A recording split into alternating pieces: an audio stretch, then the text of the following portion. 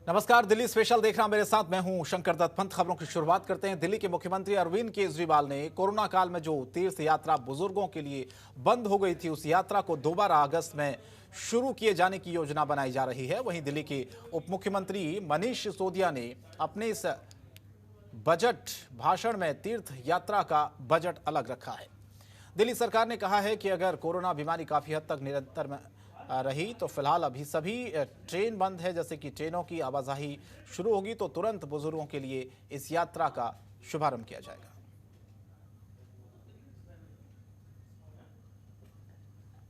द्वारकाधीश और जी, सबसे पहली बात तो जब से इस योजना का अनाउंसमेंट हुआ है तब से हमारे बुजुर्ग जो हैं उनमें बड़ी खुशी की लहर है। जैसा कि 2019-2020 में रामेश्वरम, द्वारकाधीश और बाकी जगहों पे यात्रा हुई थी, उसमें उस यात्रा के एक्सपीरियंस के तौर पर लोग बड़े खुश हैं और अभी भी लोगों को उम्मीद है कि अगस्त में यात्रा शुरू होने वाली है तो लोग अच्छे से उसका बेनिफिट उठा सकेंगे। और दिल्ली सरकार ने भी इस योजना को लेकर काफ़ी अपनी तैयारियां की हैं।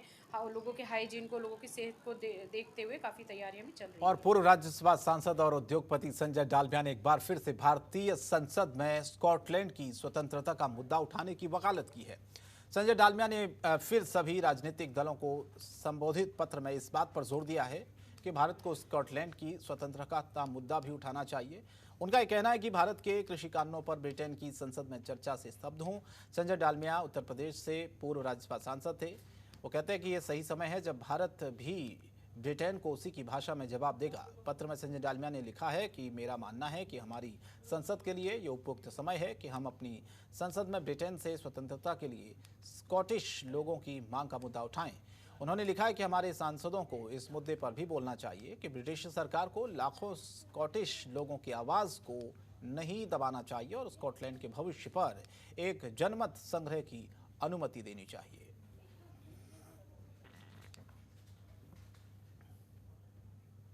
अखिलेश यादव रामपुर का दौरा करने वाले हैं। इसके अलावा प्रियंका गांधी ने योगी सरकार पर तंज कसा, बोला कि ये विज्ञापन की सरकार है। इन तमाम मुद्दों पर यूपी के लोकसभा सांसद सुब्रत पाठक से बातचीत की जनतंत्र टीवी संवाददाता ममता चतुर्वेदी ने।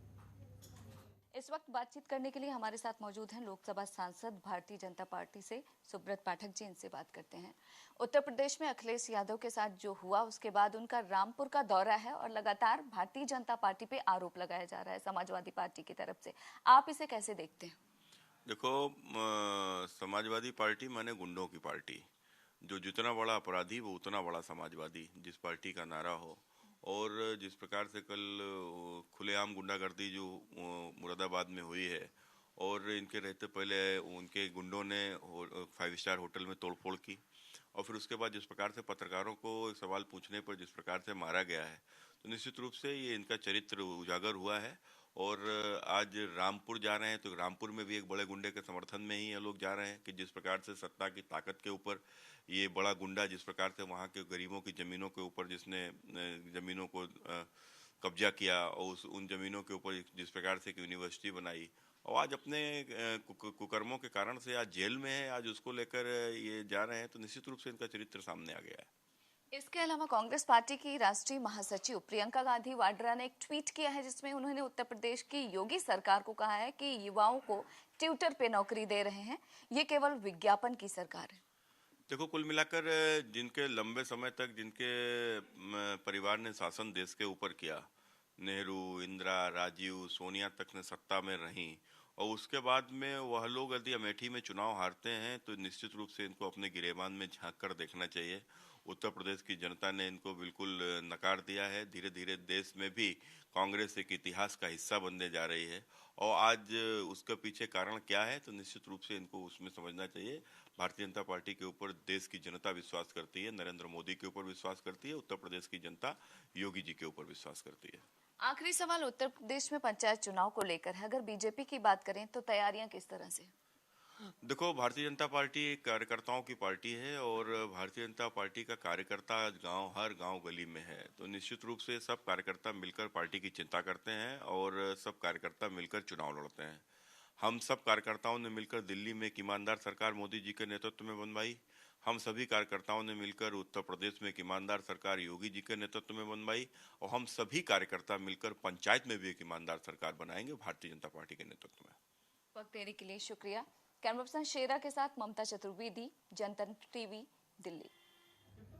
चलिए बढ़ते आगे। प्रधानमंत्री मोदी ने साबरमती आश्रम से दांडी तक की पद यात्रा को हरी झंडी दिखाकर देश की आजादी के 75 सालों के जश्न की शुरुआत की है।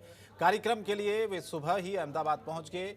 यहां उन्होंने महात्मा गांधी की प्रतिमा पर फूल चढ़ाकर उन्हें श्रद्धांजलि दी और इसी बीच आज राजधानी दिल्ली में नई दिल्ली सीट से बीजेपी की लोकसभा सांसद मीनाक्षी लेखी ने 75 वर्ष आजादी के पूरे होने के उपलक्ष्य में आज एक साइकिल रैली का आयोजन किया और इस रैली को ऑडिटोरियम से हरी झंडी दिखाई गई और इसका समापन दिल्ली के राय पिथौरा किला के पास किया गया।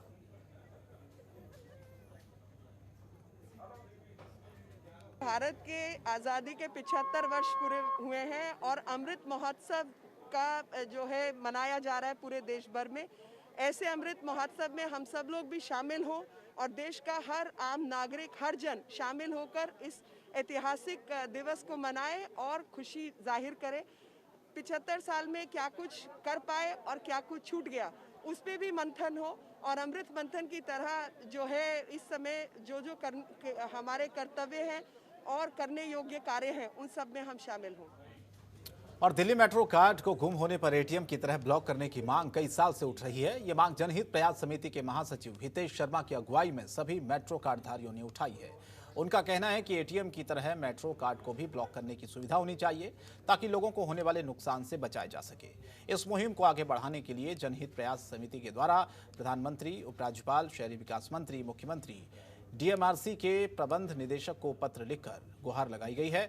इसका साफ तौर पर कहना है कि मेट्रो कार्ड खोने की स्थिति में उनको ब्लॉक करने की सुविधा उपलब्ध होनी चाहिए। ने जो ये मांग करी है देश के प्रधानमंत्री जी से कि मेट्रो कार्ड को जल्द से जल्द जो गुम हो रहे हैं, चोरी हो रहे हैं, उनको ब्लॉक करने का प्रावधान लाएं। जिस प्रकार से एटीएम कार्ड हमारा गुम होने पर हम ब्लॉक करा सकते हैं, उसी प्रकार से मेट्रो कार्ड के 8 डिजिट नंबर दिए गए हैं और जब उनके 8 डिजिट नंबर दिए गए हैं, हर कार्ड का अलग नंबर दिया गया है, तो उसको ब्लॉक क्यों नहीं किया जा सकता है। हम डीएमआरसी से ये कहते हैं कि डीएमआरसी जब यात्रियों से मेट्रो कार्ड देते समय कोई फार्म नहीं भरवाती तो फार्म जमा करते समय क्यों भरवाती है। केवाईसी कराने में मेट्रो का क्या नुकसान है, मेट्रो जवाब देने में क्यों संकोच करती है, मेट्रो यात्रियों की सुविधाओं में क्यों विलम्ब करती है, मेट्रो अपना फायदा सबसे ज़्यादा क्यों देखती है, यात्रियों का लाभ क्या मेट्रो का लाभ नहीं है। माननीय प्रधानमंत्री, दिल्ली के मुख्यमंत्री को इस पर विचार करना होगा और दिल्ली के 40 लाख मेट्रो यात्रियों को ये मेट्रो कार्ड बंद ब्लॉक करने की सुविधा देनी होगी। और राजधानी दिल्ली के वार्ड नंबर 21 की निगम पार्षद पूनम बागड़ी और उनके पति थाना जहांगीरपुरी में तैनात एसीपी संजय दराल पर जान से मारने का षड्यंत्र रचने का आरोप लगाया। गृह मंत्रालय समेत कई आला अधिकारियों को शिकायत पत्र दिया है। उनका ये कहना है कि उन्होंने जहांगीरपुरी में बढ़ते नशे की बिक्री को बिगड़ती कानून व्यवस्था की रोकथाम के लिए नशे के खिलाफ हस्ताक्षर अभियान चलाया और पुलिस के उच्चाधिकारियों को भी इसकी सूचना दी, जिसके बाद पुलिस अपराधियों को गुमराह कर हमारे खिलाफ भड़काने का काम कर रही है, जिससे उनकी जान पर खतरा बना हुआ है। वार्ड नंबर 21 दिल्ली निगम पार्षद पूनम बागड़ी और उनके पति ने यह आरोप लगाया कि जान से मारने का षड्यंत्र रचा जा रहा है और फिलहाल इस पूरे मामले की शिकायत भी की गई है।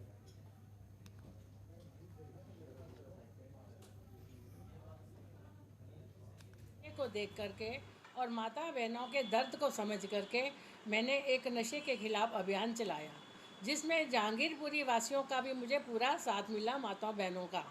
लेकिन पुलिस इसमें मेरे खिलाफ साजिश रच रही है, जिससे मेरे या मेरे परिवार को कोई भी अगर खतरा होता है तो इसकी जिम्मेदार एसीपी ही कहलाएंगे और दिल्ली पुलिस कहलाएगी। ये हत्या की साजिश रचने वाले एसीपी साहब और दिल्ली पुलिस के वो लोग जिनका महीना बंद हुआ है, इस तरीके की घिनौनी हरकत कर रहे हैं, जिसको लेकर के आज हमने डीसीपी साहब को और पुलिस आयुक्त महोदय को भी पत्र लिखा है। डीसीपी साहब से मिले भी हैं। अगर जल्द से जल्द ऐसे भ्रष्ट पुलिस एसीपी के खिलाफ कार्रवाई नहीं की तो मजबूरन होकर हमें जहांगीरपुरी थाने पर धरना देना पड़ेगा।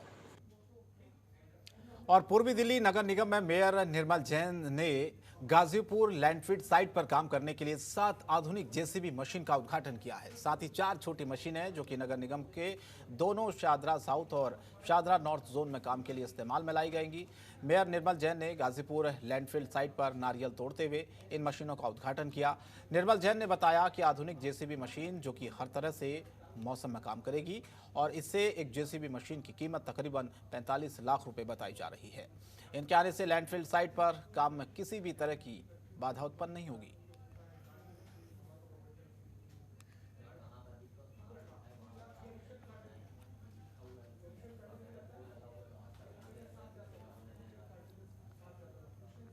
और भारतीय किसान यूनियन के राष्ट्रीय अध्यक्ष और पदाधिकारियों समेत आज जो आजादपुर मंडी में पैदल मार्च किया और एपीएमसी में भ्रष्टाचार और आड़तियों के साथ हो रहे अन्याय को लेकर एक ज्ञापन सौंपा गया, जिसमें कि आजादपुर मंडी के चेयरमैन आदिल खान को ज्ञापन सौंपा गया है। साथ ही 15 दिन का अल्टीमेटम दिया गया और कहा कि अगर भारतीय किसान यूनियन की मांगे नहीं मानी गई तो आजादपुर मंडी के चेयरमैन बड़े आंदोलन का सामना करने को तैयार रहे।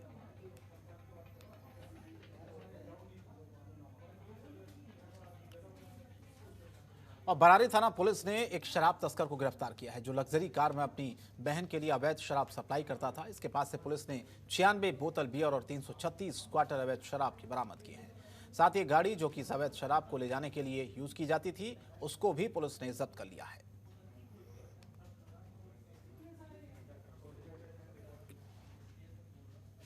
और खबर दक्षिण पश्चिम दिल्ली से है, जहां के महिपालपुर फ्लाईओवर पर बुधवार रात अनियंत्रित तेज रफ्तार कार ने एक कैब चालक की जान ले ली है।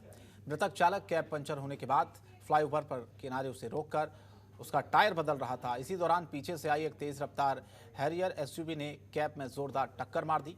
टक्कर इतनी जोरदार थी कि कैब चालक उससे लगे झटके से उछलकर सीधे फ्लाईओवर के करीब 30 फीट नीचे जा गिरा। सूचना मिलते ही पुलिस मौके पर पहुंची। पुलिस ने नीचे गिरे चालक को अस्पताल में भर्ती कराया, जहां डॉक्टरों ने उसे मृत घोषित कर दिया। मृतक की पहचान इसरार के रूप में हुई है। पुलिस ने टक्कर मारने वाली हैरियर कार के चालक डॉक्टर विनीत चौधरी के खिलाफ गैर इरादतन हत्या और लापरवाही की धारा में मामला दर्ज कर उसे गिरफ्तार कर लिया है। खबरों के निष्पक्ष विश्लेषण के लिए सब्सक्राइब करें Jantantra TV and press the bell icon. Never miss any update.